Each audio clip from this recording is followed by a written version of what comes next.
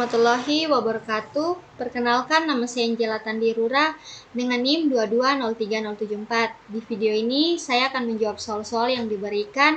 Yang pertama yaitu sebutkan 10 perbedaan server dan user. Yang pertama, server menyediakan layanan sedangkan klien meminta layanan. Yang kedua, server biasanya memiliki sumber daya yang lebih besar sedangkan klien lebih ringan. Yang ketiga, server mengelola data dan klien menampilkan data. Yang keempat, server mendengarkan permintaan dari banyak klien, sedangkan klien terkoneksi ke satu server. Yang kelima, server diinstal dari lokasi yang lebih stabil, sedangkan klien bisa di berbagai perangkat.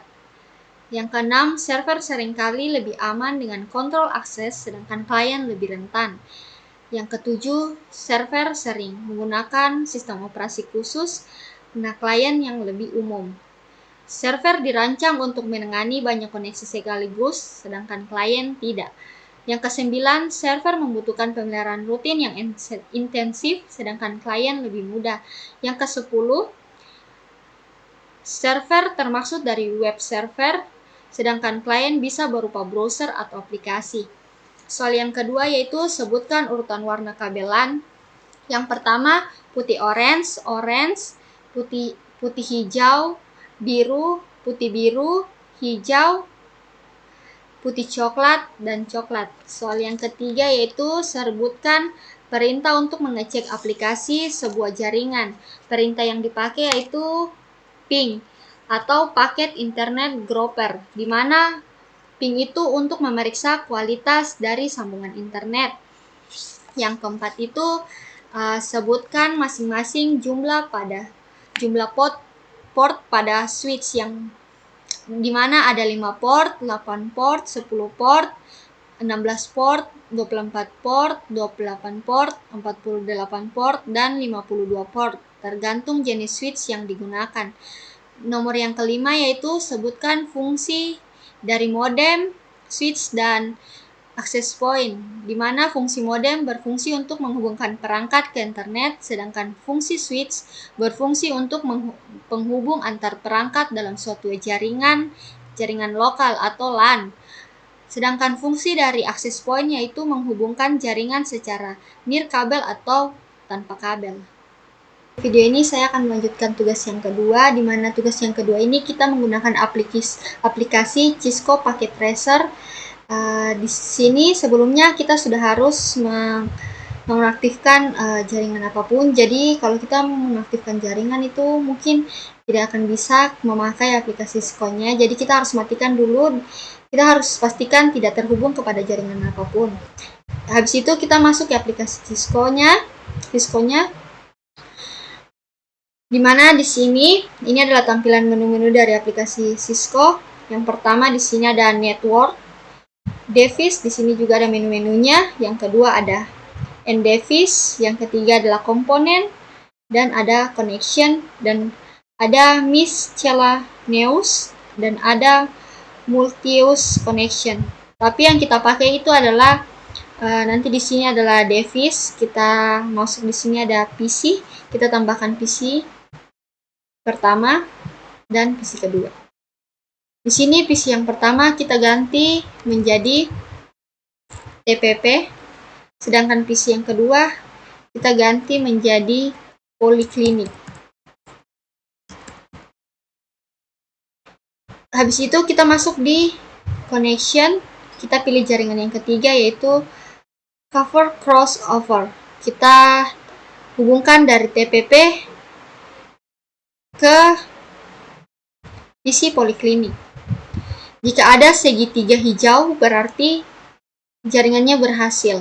Habis itu kita mencoba ke jaringan yang kedua, kita bisa tekan sini, habis itu kita hapus jaringannya. Habis itu kita masuk di jaringan yang ketiga yaitu cover strike through. Di sini kita tambahkan, kita sambung ke PC poliklinik. Nah, di sini ada segitiga merah, artinya tidak berhasil. Kita hapus lagi. Tapi kita hapus di sini untuk kita memulai dari awal lagi. Habis itu kita masuk lagi seperti yang tadi, yaitu PC, kita tambahkan PC yang pertama. Habis itu kita tambah lagi PC yang kedua. Habis itu kita juga akan menambahkan laptop di sini. Dan sini kita masuk ke yang pertama yaitu network device. Kita masuk di wireless-nya. Habis itu kita tambahkan wireless yang AP/PT/AC. Kita tambahkan satu di sini. Habis itu kita akan menghubungkan dari PC 1, PC 2, dan laptop ke access point. Sebelumnya saya akan ganti dulu PC yang pertama yaitu TPP. Yang kedua PC kedua yaitu poliklinik. PC kedua itu PC poliklinik.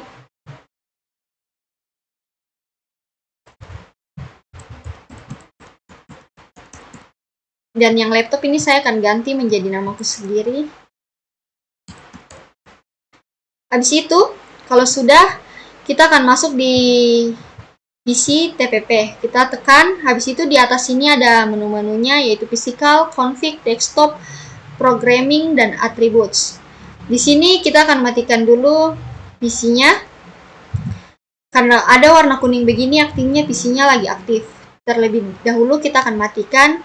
Habis itu kita buang portnya. Habis itu kalau kita sudah buang portnya, kita akan menambahkan yang di sini yang di bawah ini yaitu WMP 300N. Kita tambahkan ke tempat port tadi.